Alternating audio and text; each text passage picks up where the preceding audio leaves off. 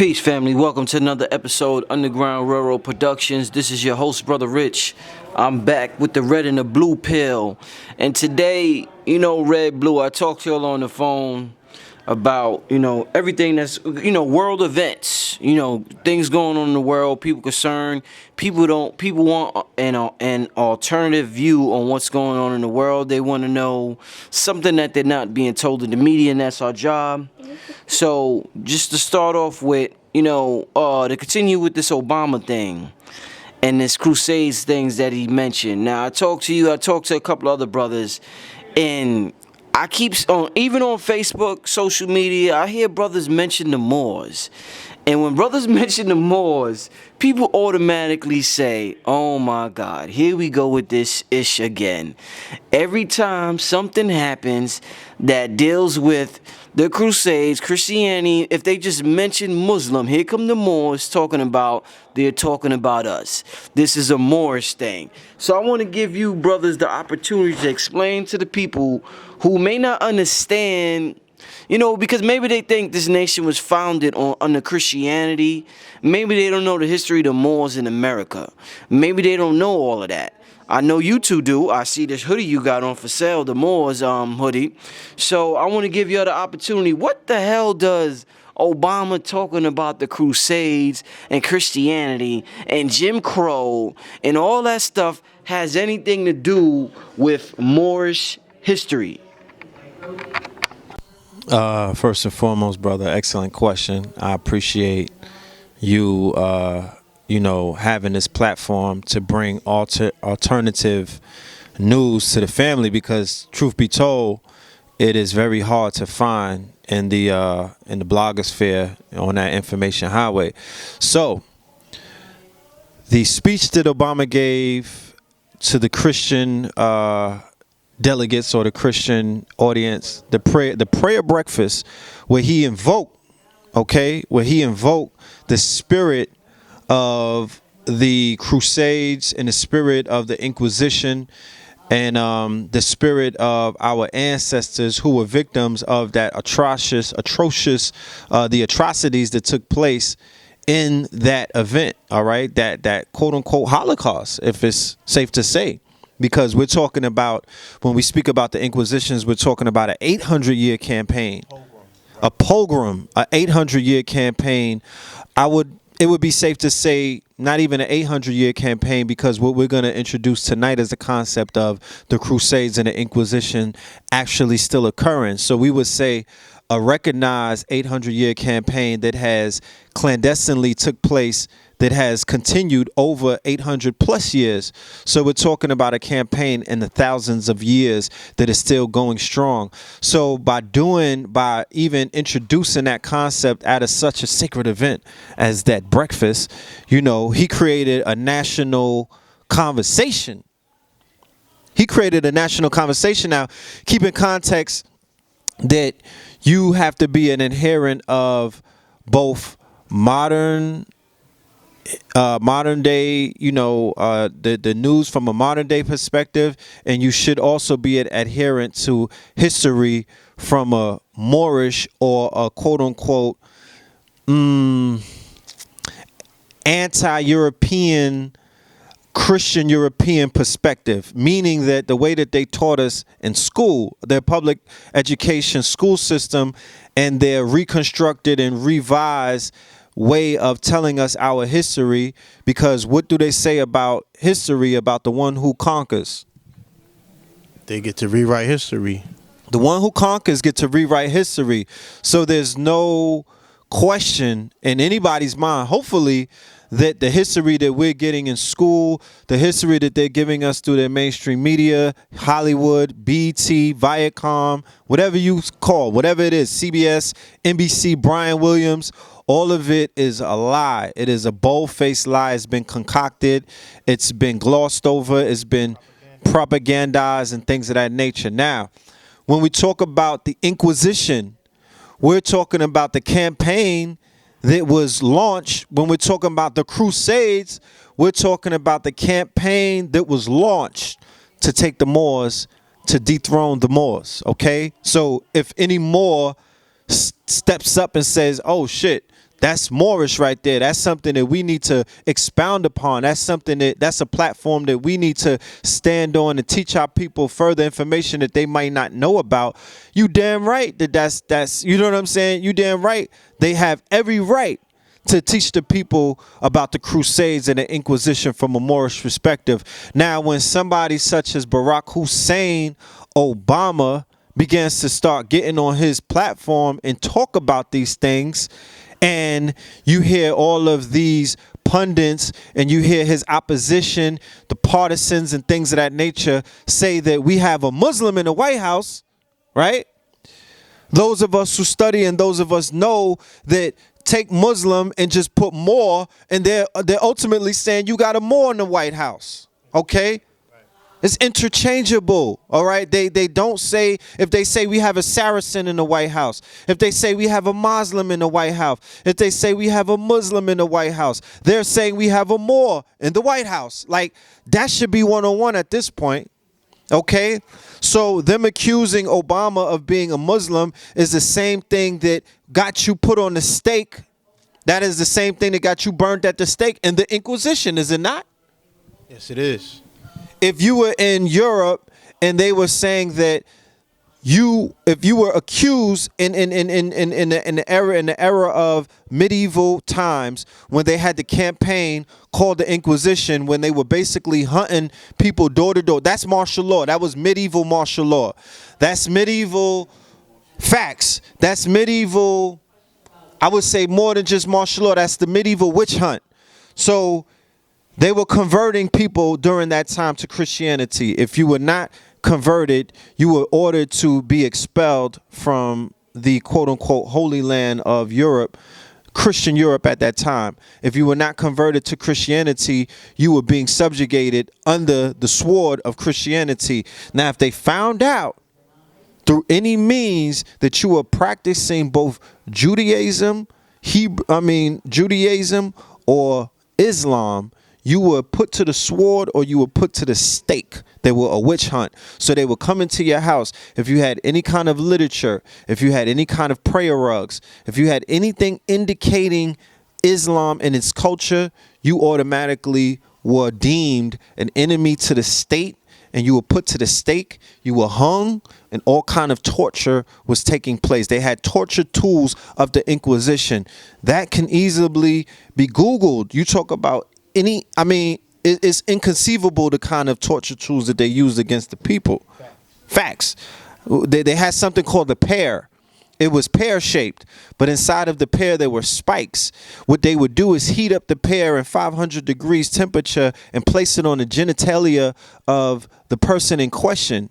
All right, because what they did was they enhanced what we know now today as the torture method. So the torture method was introduced during the Inquisition. They would take people and torture them, and to have them both snitch on their neighbor. And this is when the whole snitching thing began to take place. Okay, this is when telling on your neighbor and spying on people, your neighbor. This is when that whole Agent Smith kind of thing. Say something. See something, say something. So a lot of these programs that have been proliferated into today, the whole FBI was built off of what was learned, what was the practices and the techniques of the Inquisition. All these tactics. I don't even see what the big deal is. You know, people have a tendency to forget that George Bush was like, we're relaunching the Crusades. He never rescinded that statement. You know what I'm saying? So if they have all of these foreign policies or what have you to reinstitute what they call the Crusades, and they were dealing with quote unquote Muslims on the other side of the world, and then they keep showing you all of these instances where the wars now here on the homeland, and they keep trying to make this connection.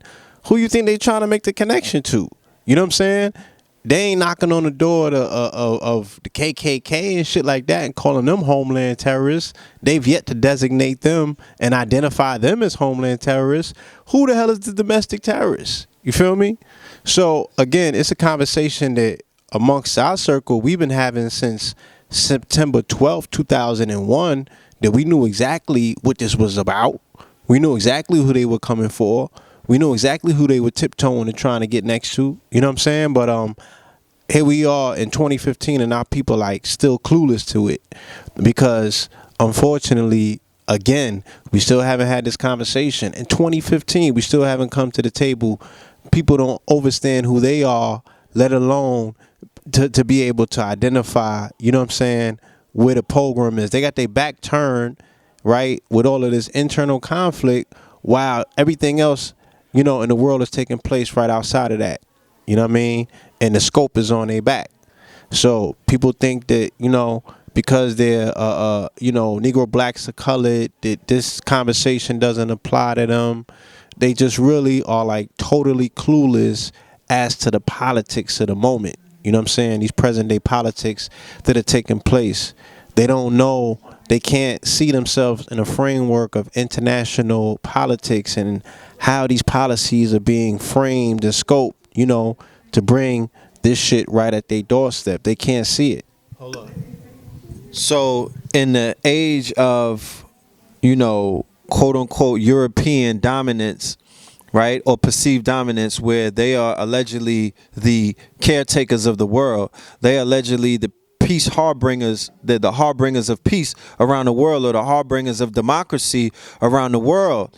The sitting leader of the quote unquote free world basically threw it out there to the world that, look, these people who are pointing fingers at ISIS about burning somebody in a cage have historically, not recently, not 1,000 years ago. No, this started, he's letting you know that this barbaric acts, these acts of barbarism, these acts of bloodlust and terror was initiated by the crown. It was initiated by Europeans in Europe during the era of the reign of the Moors, and it has not stopped to this day up until modern day ISIS.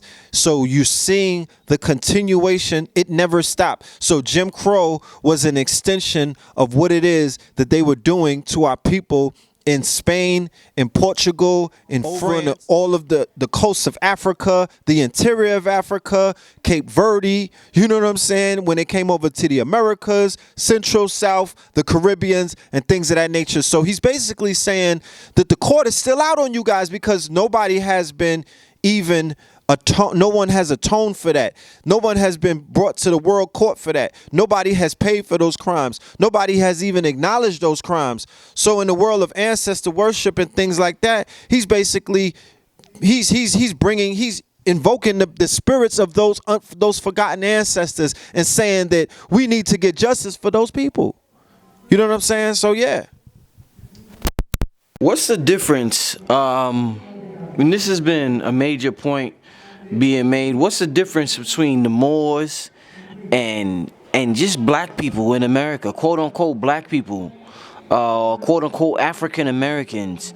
Because when you say Moors, people tend to think that you're trying to separate yourself from the everyday quote unquote Negro, as if you're some elite class of blacks, as if you're some distinguished class, as if you're different, or as if you're gonna stand out to this cracker or to this European.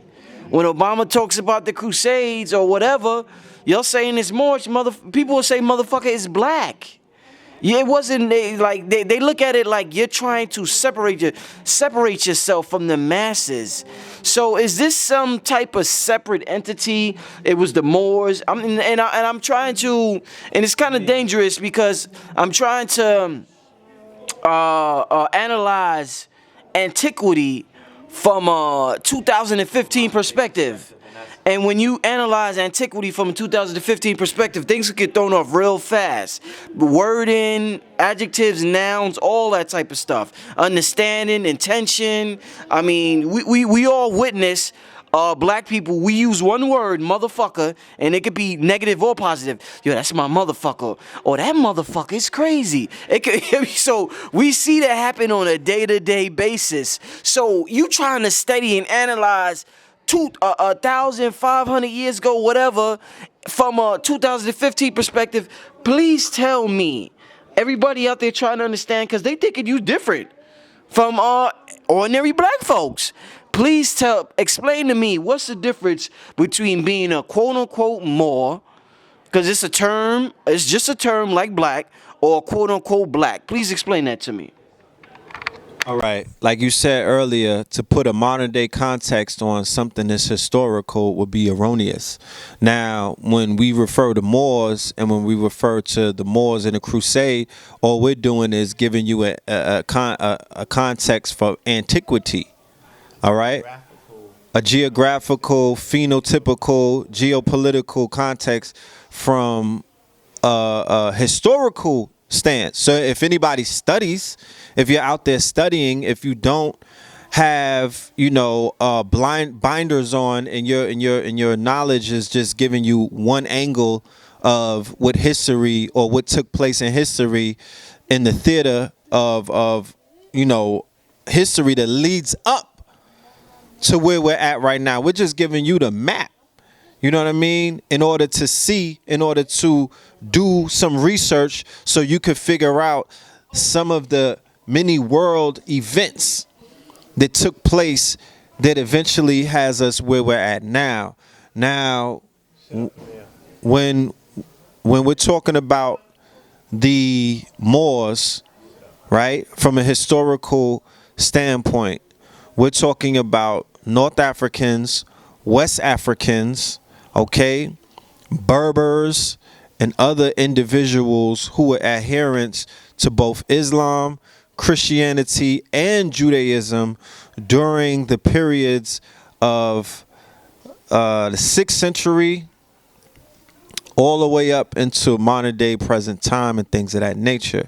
Well, really, but when we're talking about them in antiquity, we're talking about from 711, around that time, up until about the 18 to 1700s, all right, when multiple conflicts and things of that nature were taking place. Now, the Moors are an empire, so within the empire, you have many nations and things of that nature, okay? Now, like I said, if you don't study, if you're looking or listening to this from the point of reference that you've been taught in history class, I don't care if it's 101, 106, 108, if you went to college for it, they're not teaching you that. So it's hard you're watching Henry Louis Gates. You have no idea what it is that we're referring to. You might not know. Now, if you saw Hidden Colors and things of that nature, if you read books by Stanley Lane Poole, Washington Irving, you may have an idea about what it is that I'm talking about, because this is hidden history. This is Masonic secrets. This is buried history. Okay? They're not telling you that Europe was being that there were kingdoms in Europe where they had African rulers. They were basically, enhancing the way of life for Africans and everybody else who inhabited those kingdoms during hundreds and hundreds of years. The Europeans who claim Christianity, or what is known as Christendom, were in conflict with those empires and those kingdoms throughout those eras, and there were a plethora of conflicts and wars and battles that took place that eventually culminated January 1st, 1492, at the Battle of Alhambra, when the last Moorish stronghold was basically conquered by the Europeans, okay, under Queen Isabella and King Ferdinand. And then Christopher Columbus, who was present at that battle, he took the war, or he took the conflict into the Americas with his explorations and his travels and things of that nature. Okay, now fast forward to today, the Moors that we have in the MSTA and the many different Moorish factions that represent Moorish science and things of that nature. Okay, these are different. These ultimately would be those born out of the spirit of the Moors in antiquity, but what they teach and what they stand on would be different, because let's be clear and let's put this on record that the European has a crusades right now against brothers and sisters who come out of the same areas that the Moors in antiquity come out of. That's called the Levant, and that's the Maghreb, and that's ISIL, and that's ISIS, okay? Those individuals that are in Jordan right now, those individuals that are in Cairo, those individuals that are in Libya, those individuals, they are trying to tie those individuals into the legacy of our ancestors from before. So that crusade that's taking place right now, okay, right now as we speak, is a crusades that took place thousands of years ago in the name of Christianity versus Islam, but it has a new face. Okay, those are new adherents to Islam and things of that nature. So you have to be very careful. You're walking on eggshells right now. There's a extremely ultra thin line between what it is that they're doing now and what we're doing over here in the States. You know what I'm saying? Claiming sovereignty and speaking up against the erroneous claims that these Europeans have making, especially when it comes to history, when it comes to who owns this country or the resources of this country, the land and things of that nature, identifying them as the Europeans, which could never be an American. They are only aliens to this land. They're not Americans. Can't. Like, there's no proof. My son, who's 7 years old, could tell you that those are Europeans. You know what I'm saying? When you ask them their nationality, they'll say Irish American, Italian American, German American, Russian American. They'll identify with their nationality first, with their nation of origin. So, the shit is intricate. It's interesting. It's intricate, and it has very crossed. You know, in terms of its references and things of that nature. So, you know, the brothers and sisters that are here that are African American, this new race, this new species of man that was breeded in the labs, in the sex farms, this is a new race. These are new people, Negroes, coloreds, blacks. That is a combination of Moors, other brothers and sisters from Africa, Europeans, you know, Native Americans, Aboriginals, indigenous to this land, and a few other things put together. One of the newest species on this planet. Right.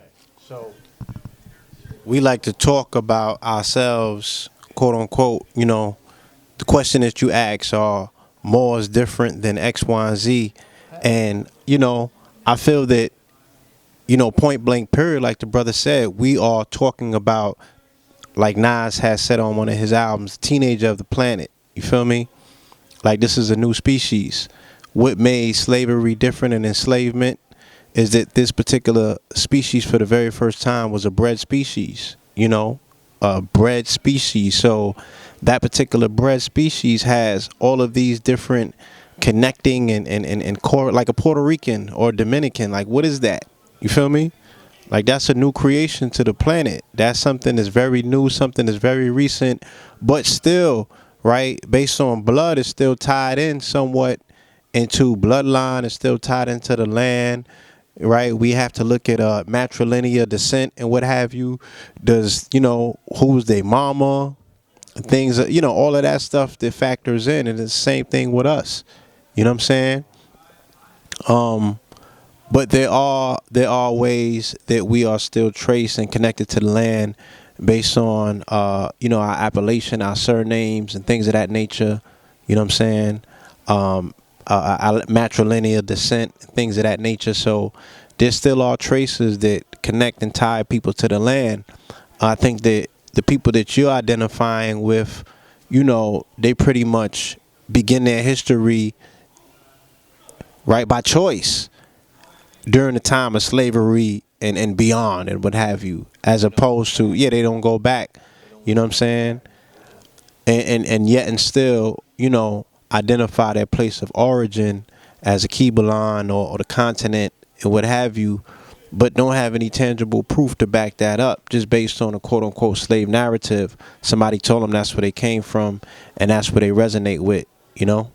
Yeah, and then the DNA tests have been proven to be erroneous. You know what I'm saying? Because I could go to 4 different DNA quote unquote testing agencies and have 4 different results. That's been proven as a fact.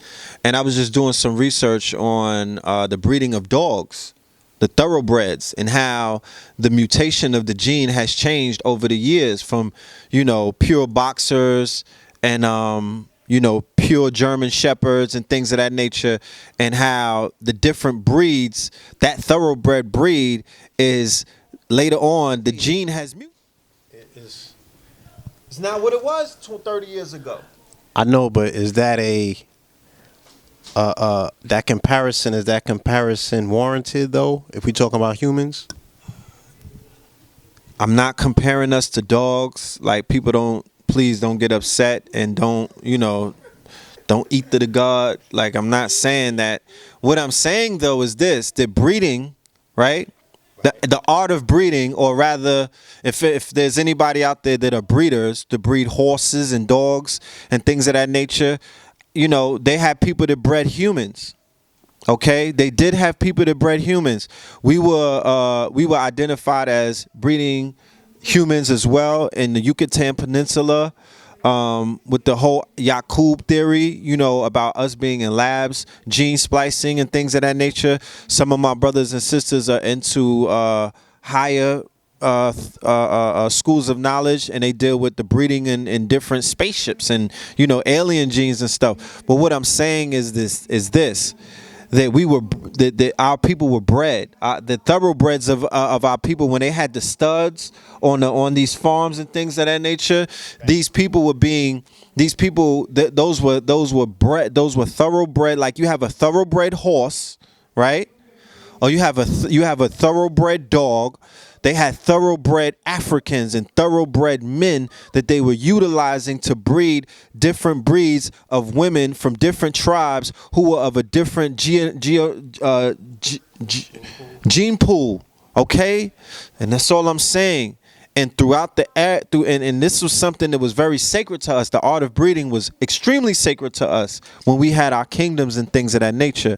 So all I'm saying is that fast forward to today, we have a new people on this planet with a new brand, a new label: Negro, Black, and colored. You never see this in history. This is a new person.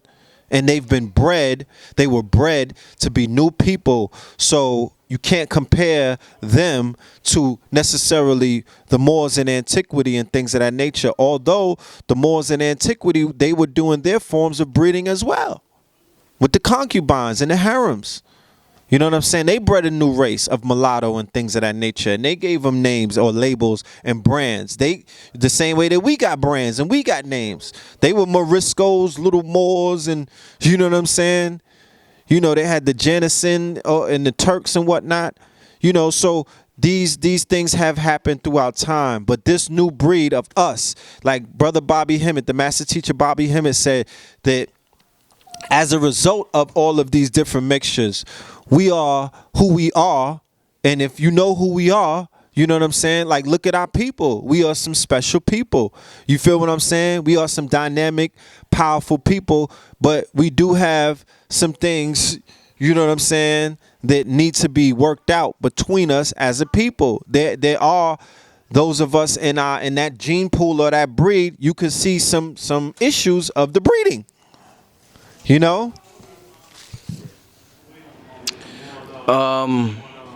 As an interviewer, I gotta wear many hats to ask many questions. I want to take this opportunity to kind of channel a little bit of Sarah Sue Seti on y'all. And by that I mean, I appreciate this opportunity. Obama saying what he said and deal with the crusades. It's an opportunity for us to bring up the history of the Moors without people saying it's irrelevant. Because if we just do a video on it, they may say, young niggas worried about the past. But if it has something to do with something in the current news or in the blogs or on YouTube or on Facebook, then they be like, oh shit, y'all gonna break that down? Black News 101, y'all gonna break that down? So I'm happy y'all have the opportunity to go into this history of the Moors and the Crusades, considering what Obama said, and that's what we're here to do. But with saying all of that, it's kind of like, at least for my experience, in the quote-unquote conscious circuit, conscious community, awareness community, whatever term you want to use it for people that are historically literate, conscious network, whatever. When you say Moors, they think of the group of blacks that want to measure Europeans. And this is why I say, my brother say, it seems like the Moors want to measure Europeans with a moral compass. And y'all think somehow y'all could negotiate with them. and this is just in general, not just with Obama, but I want to clear the air on this, since this word keeps getting thrown around. It seems like the Moors want to negotiate with the Europeans, as far as paperwork, as far as talking to them, as far as treaties, as far as whatever. And when you deal with brothers like, revolutionary brothers, ain't no morality with this European. So what you're saying seems fly and it sounds great. But to the brother and sister in America, they don't look at this European like y'all look at him. Y'all look at him as though I could negotiate with him. If I could somehow prove to him in the system of court, and I'm not saying nobody's right or wrong, but what I am saying is that the divide that's going on, and I'm trying to address it. Okay, plug it in. When y'all go to the court, if I could just prove to him somehow, some way, then I could convince the judge that this and he'll do this and he'll do that. Then it's a group of blacks like, y'all niggas is crazy. I understand what Obama said. I understand what y'all said. But there's no moral compass with this European. So I'm trying to figure out, do the Moors look at the European as there's a moral compass? Or is this something that can only be resolved in one way, in that way that nobody wants to talk about? These be the same niggas just voting. Alright, these be the same niggas paying taxes. These be the same niggas talking about no justice, no peace.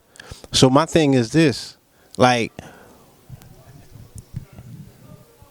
if your barometer for justice is always the court system, if you always want to crawl your ass up in the court system to get you some justice, why criticize somebody that has a method, right, that you could go up in the court system and put this quote-unquote magistrate to the sword, and you're trying to give the person that's going into the system an education about that particular system to say, look, this is who your adversary is, and this is how they're playing these games of smokes and mirrors on you, because you think they got power based on this, but we're telling you from our personal experience that they don't. This shit is a sham. So we could go up in there, you know what I'm saying, and play a game of Shinobi with him and cut his head off. But which is noble, but guess who's standing in the way every time that we show up? Negro, blacks, and colors. You understand? That's who he got protecting him in his courtrooms. That's who he's, loftily giving these positions to and things of that nature. So what I'm saying is that, hold on. I'm saying what we're talking about with Obama is, again, to give people a historical context of a conflict that has been ongoing. An Inquisition is still taking place, right, till today, to give you an idea of how that shit took place from that shore and is continuing on this shore. You could take it or leave it. The bomb's still gonna fall on your head at the end of the day. You know what I'm saying? If that's what the name of the game is, if that's how they trying to line it up. And if you're a revolutionary, then that's something that you gotta accept anyway. You feel me? So I don't think that us talking about a history lesson is acquiescing to the white man. You know what I'm saying? I don't think that us talking about the historical context of a conflict is acquiescing to the European to say, yo, we want to negotiate and contract and what have you. Because like the brother said earlier, the historical context of Moors are not necessarily what you see today in terms of how Moors are demonstrating in the MST of A and things of that nature. Everybody has their own twist. Everybody has their own approach. And the majority of those Moors do not know Moorish history. They do not. Facts. You know what I'm saying? They don't have no idea, even the shit that we talking about right now about how it being in a historical, their history don't go back that far. They can't make those connections. It's like missing. You know what I'm saying? So I've heard it. You know what I mean? I've heard it many times and what have you. My ears are still open to hear what the alternative is. You know what I'm saying? Like, got broke out of jail in the last 50 years. Yeah, like I'm just saying. Like, them niggas got drones? Yeah. How many jailbreaks were there in the last 50 years? How many Asadas have been pulled out of the system in the last 50 years? How many prison walls got knocked down and they let the whole yard out? What I'm saying is how many demonstrations in the courtroom where brothers of a certain school of thought, a school of knowledge, militants and whatnot drag their brother out from the clutches of this beast. So what I'm saying is, if there's I've been to court. I've been locked down before. I'm sure that people could relate. Whatever tool that you could use besides some kosher lawyer to put your fate in his hand, that is the most honorable, revolutionary thing that I've ever witnessed. I saw him demonstrate in the court September 10th, 2001. Yo, nobody can never tell me nothing about his heart. Nobody can never tell me about him standing on his square. Nobody never could tell me how committed he is to his freedom after I saw what he did in that courtroom and the color that judge turned off of paperwork. Off of him not acquiescing and admitting that he was some slave-ass Negro. You understand what I'm saying? That was revolutionary, family. Okay? That was an act that too many people can't pull off. We're talking about intellectual warfare at the end of the day. We're talking about being able to find certain loopholes where you can hold them to the fire and they gotta acquiesce. They have to respect it. Sometimes, a lot of times they don't.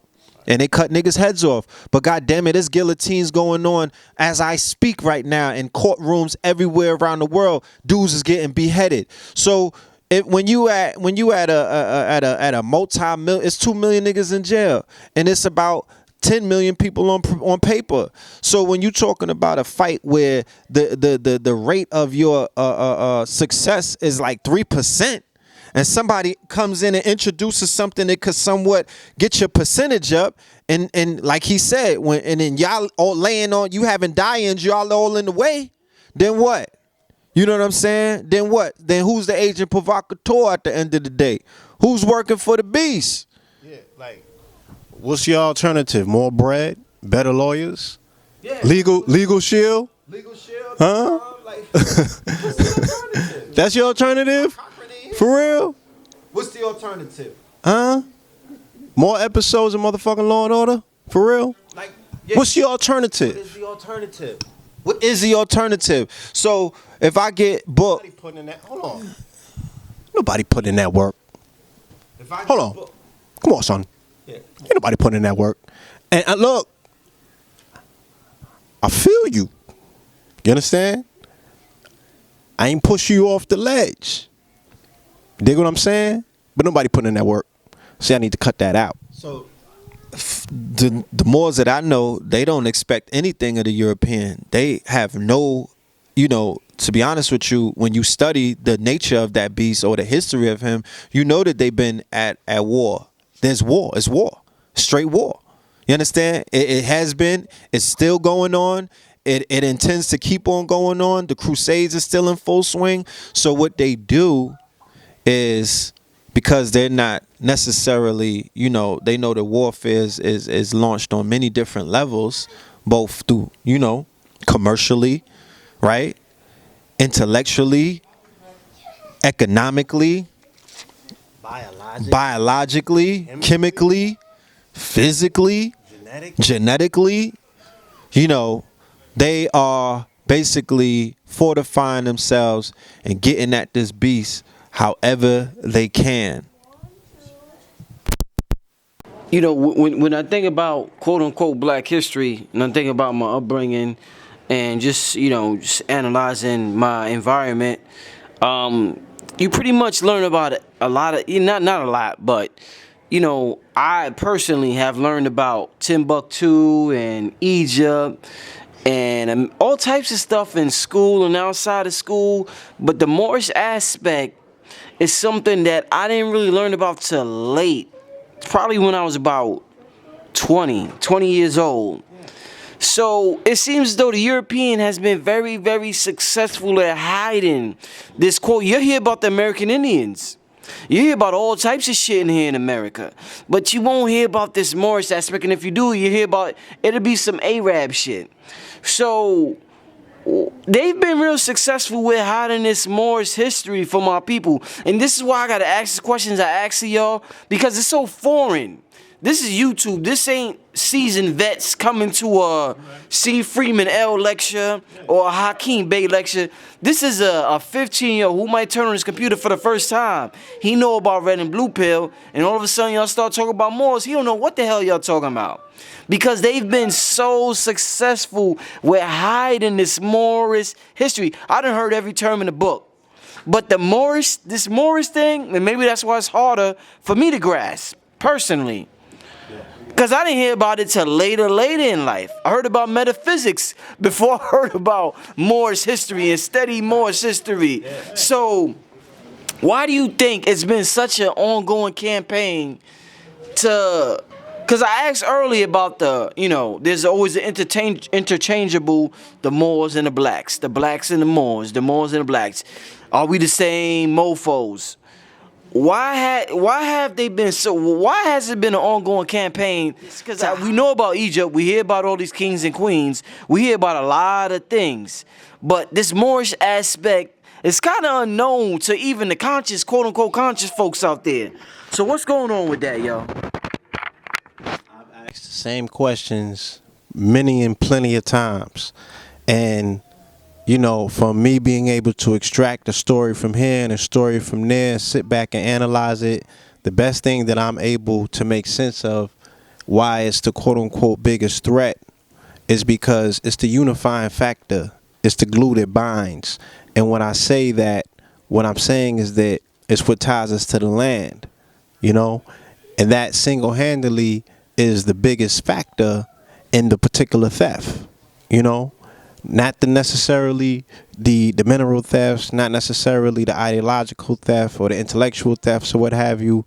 But when you talk about the land and when you talk about the unifying factor of us with our quote unquote brown brothers, if you know what I'm saying, for lack of a better term, all right, when we're able to see ourselves as designees to this particular land, and we're able to see ourselves as being able to lay particular rights to these lands, not only here in quote unquote North America, but throughout the Americas and the Caribbean period. I think that the more and more that our people are only led to pay attention to the continent across the Atlantic, then they never will be mentally oriented to say, well, hold on, like if I'm here and X amount of my ancestors have died here, you know what I'm saying, then maybe I have ties to this particular continent as well. Hold on. And if I have particular ties to this particular continent, maybe I should be getting some of these mineral rights. And hold on. And if I'm getting some of these mineral rights, then maybe my claims, to my restitution will not just be for the mid-Atlantic slave trade, but maybe I might want the trillions of dollars in petroleum that are underneath Texas alone. You know what I'm saying? Or different parts and things of that nature. So I think that, the crops and everything is of that nature. I think that it deals more so with the land of the Moors, the Moor land. And, that's the biggest threat. Not only the history, but what comes out of people making that connection, of connecting those dots to say, hold on, my people from here, then that changes everything. You know what I'm saying? And then, that reorienting your focus where you got your back turned to your homeland and you're looking across the water to where your ancestors came from, then maybe you could even start using the ancestors of this land. Maybe you could start, paying homage and respect to your grandfather and your great-grandfather and his father. You know what I'm saying? We're not even oriented to think like that, let alone pay respect to your nana and what have you. You know what I'm saying? Like, you're only thinking about, what happened in the 1500s and our great ancestry over there. But you got two hemispheres of your brain. You know what I'm saying? There's a Western hemisphere and the Eastern hemisphere. You can start making these connections and unifying these ancestors in your own mind, and your magic can really start turning on. I feel that, the Moorish thing is a smoking gun. You know what I'm saying? Let's keep in mind that we're talking about rewriting, or reimagining history. Okay, I'm going to briefly take you through it. 7/11, a group of North Africans and West Africans, Berbers, and other adherents of Islam enter into Europe during their dark ages. They conquer in the name of Islam. They build up kingdoms in the Iberian Peninsula, okay? They get stopped by Charles Martel and Charlemagne. They go to war with them. They lose that battle, which stops the advancement. They set up their kingdoms in Cordoba. They set up their kingdoms in Alhambra. They call it Al-Andalus, the whole region and things of that nature. They introduce alchemy. These are now GM James says that the Moors were the I don't want to say caretakers. What's this word that I'm looking for? Custodians of ancient Kemetic wisdom and culture. This is the priesthood who migrated into North Africa after the fall of Kemet to the Ptolemies and things of that nature, and West Africa and things of that nature. So out of West Africa, you have the Dogons and things of that nature, the great Mali tribe, the Mali kingdoms and empires, the Songhay. So you're talking about people who introduced into Europe during their dark ages, you know, by building their kingdoms. Like, not like they introduced it to them like they were trying. No, wherever we go, we regentrify. Wherever we go, we shine our light. When you go into a dark room as a light being, you can't help but to turn the lights on. You can't help but to enlighten where you go. If you're going to set up, you're going to set up. I'm not going to not set up and do what I do because there's Europeans around and because niggas in, you know, the year 2000 had a problem with it. No, I'm going to do what I do. So what we did is introduce alchemy. We introduced architecture, sacred geometry. We introduced animal husbandry. We introduced metallurgy. We introduced education. We introduced fashion. We introduced etiquette. You know what I'm saying? We introduced we just introduced a plethora and a ton of things. So what we did by doing all of these things is we ushered in the age of enlightenment. Okay? And by doing such, we were able to, you know, by helping ourselves, we were able to help everybody around us, okay? And by doing that, the European was able to rise in his, you know, from his, you know, from his dark ages, you know what I'm saying, and experience a upliftment of his fallen humanity and things of that nature. So when you put that into context and in any historical narrative, what we were taught in school, we now have a lawsuit. We now have a class action suit against the Board of Education. We now have a platform to stand on that we demand that our babies are taught the truth about where they come from, because prior to that story, we were taught things from a very inferior, the most insidious history that one could conjure up, that brought about what we know as black inferiority and self-hate and many of the post-traumatic symptoms that we suffer from today. Okay? Because if you live in a false reality, you know, all kind of iniquities will come out of that. So I don't even want to get into DNA and the fact that if you change somebody's future, you could successfully change. If you change their past, you successfully change their future. Okay? So the proliferation of slave movies, the proliferation of slave narratives, the proliferation of the fact that you was in Africa in the jungle, although there were tribes in the jungle. That was a fact. They were tribes that were in the jungle who were not, quote unquote, you know, what people would call modernized and things of that. Like, that's a crime, and that wasn't even a crime because they in themselves they were dealing with fractal mathematics. They were dealing with divination. Like Sabi said, you don't need the hospital there. There's no hospital. There's no policeman there. You understand? So they had the best of their world in that particular environment. They were whole. You feel me? They were whole people. Some of the oldest people. We're talking about the Twa, the Bushmen. You know what I'm saying? They've been here forever and a day. They ain't need no cell phone. Nah. They ain't no tablets. They was good money. You feel me? Leave people as is. Our shamans, our herbalists, you know what I'm saying? Our scientists, our warriors, and things of that nature. So it changes the whole narrative. This is the great Masonic secret. Yeah. You know what I'm saying? This is Hiram. This is Hiram Abiff. You know what I mean? This is the African god buried in the shallow grave.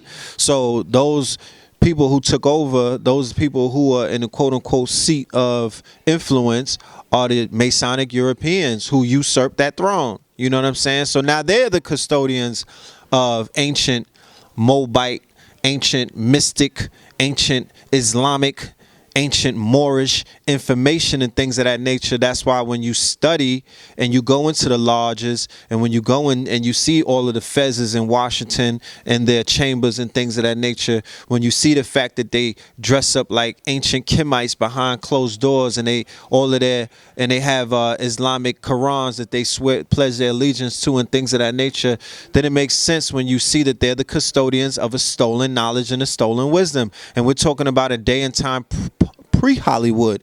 We're talking about a day and time pre-bank rolls and things of that nature. The money, the wealth was the knowledge. Okay? That was the running wealth.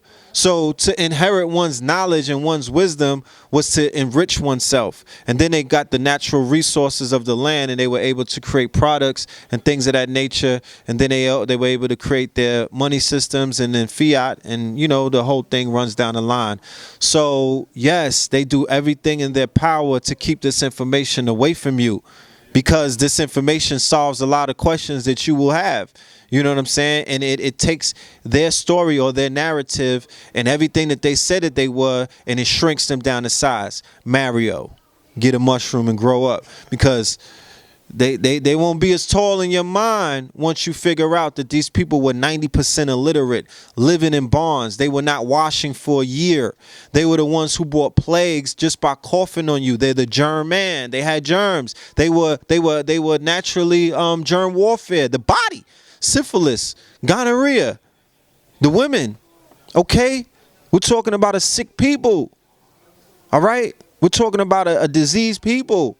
We're talking about psychopaths, sociopaths, things of that nature, the serial murders, rapists, homosexuals, all of that. These are the people that you're talking about, but they put lipstick on a pig. They gloss their history up. Because they don't think that you study. They didn't anticipate these days and times to come. So they continuously put campaigns against. So their Inquisition and their crusades, the griots, right? They were killing the soothsayers. They were killing the people who were telling history. They were killing our sorcerers, our warlocks, our shamans. They were killing all of these people off. The black messiahs. Go ahead, let's go. Yeah. Now, I've always heard Bobby Hemmett say that, you know, when you use this term custodians, I've always heard Bobby Hemmett say that, you know, and I can't quote him verbatim, but I could generalize it. And, I hate when people mess up quotes and it throws the whole thing off.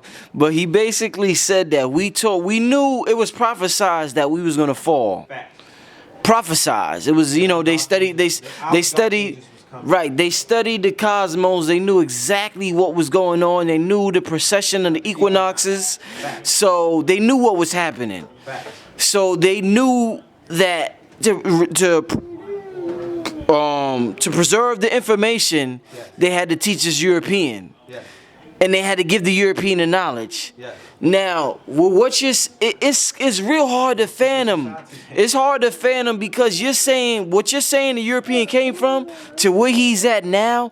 People, all they can see is that he has such a stronghold on the world. I mean, from Europe, Africa, Asia, they picture this white man to be the living manifestation of God.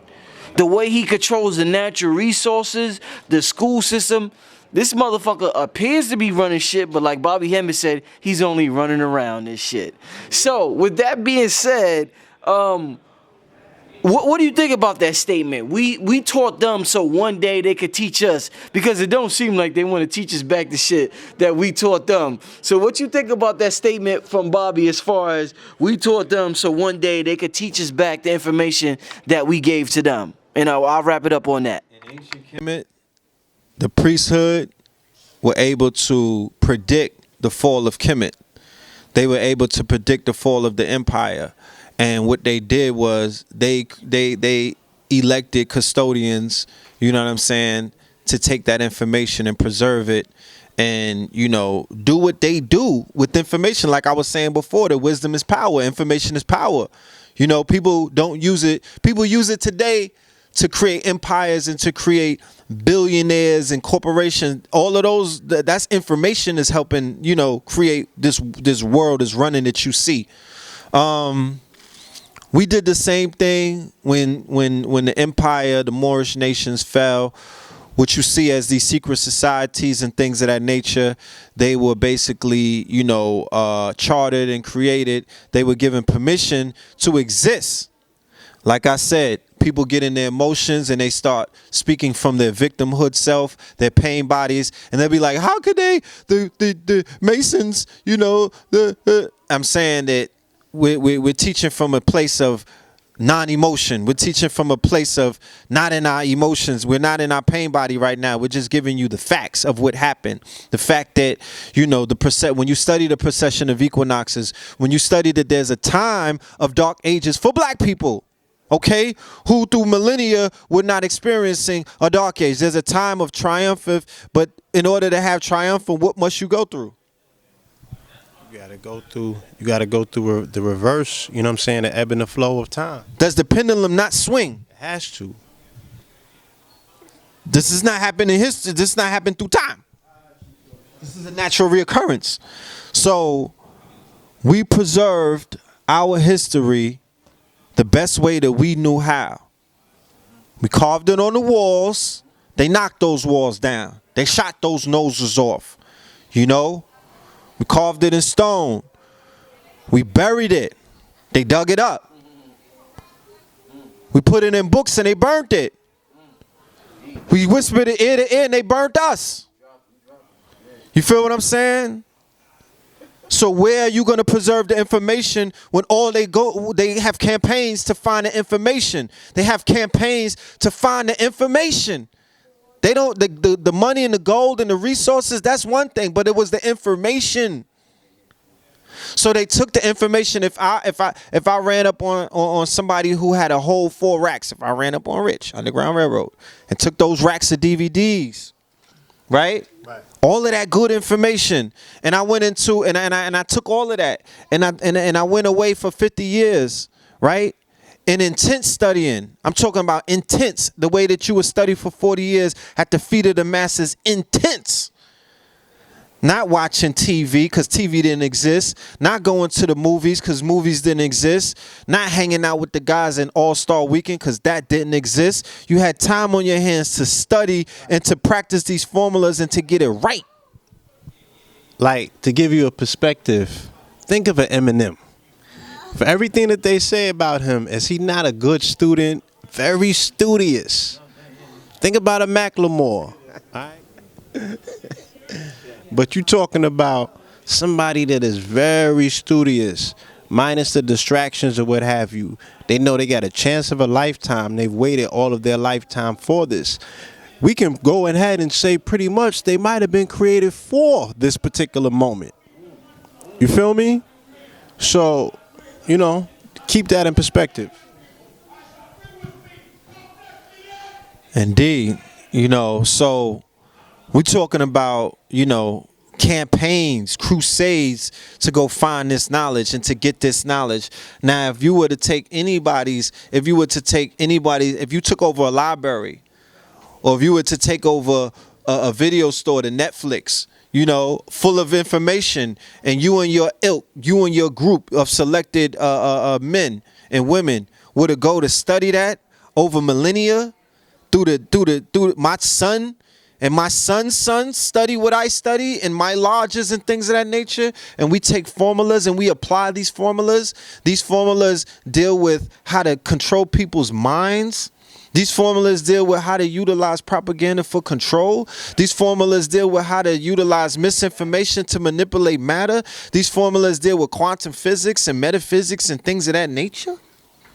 These formulas deal with genetic splicing and how to create gene mutations and things of that nature. These formulas teach you how to breed. No, bruh. No. So like I said in the previous video before, the perception that we have of the European being in power is one that we need to revisit, because this is a late 1800s, okay, post World War II domination that you see take place. Okay, this is post World War II when they really got their foothold and whatnot, and this is after 20 million of them got killed off at their own hands. Okay, Very modern. very modern. And then when you look at society today and what we see with their thing falling apart, chances are in the next 50 years, this reign that they have will not be in place. If Russia and China and other people have anything to say about it. Okay? So like I said, we being tested. If you wasn't reincarnated to pass the test, then you gonna fold. And there's a lot of niggas folding in these streets. You know what I'm saying? They cannon fodder. And it's understandable. You know what I'm saying? But there's those of us that are pushing that weight, benching that shit, getting big, getting stronger, taking the pressure, creating diamonds, and that's what you see. KTL Empowerment at Gmail, okay? Philadelphia, I'm gonna be in Philadelphia. Me and Blue will be out there. Saturday, February 21st. 2 day. We're gonna do 2 events in 1 day. The first event is going to be at the York House at 5325 Old York Road in Philly.